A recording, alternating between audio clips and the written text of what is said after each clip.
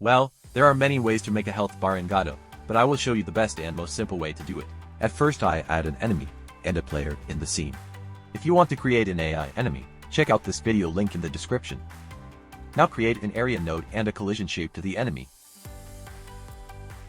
Then create a new capsule mesh. And increase the radius a little bit. Now create a group for the player. Now add a canvas layer, then add a progress bar.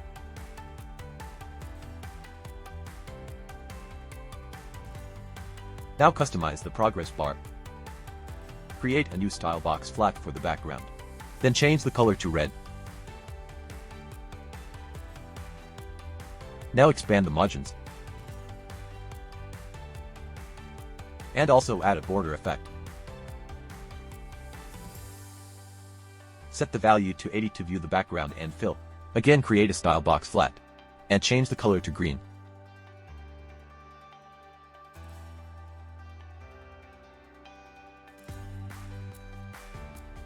Now create a timer node. Next set the weight value to 0.1. Also enable one shoot. Now in the enemy script, drag and drop the progress bar and timer. Now add a body signal to the enemy script. And add a timeout signal. Now call the player group.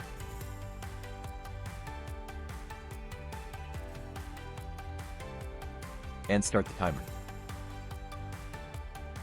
In timeout function, reduce the current value by 10.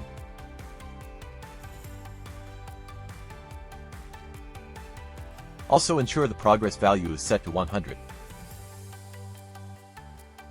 Now the health bar reduces its value with each touch from the enemy.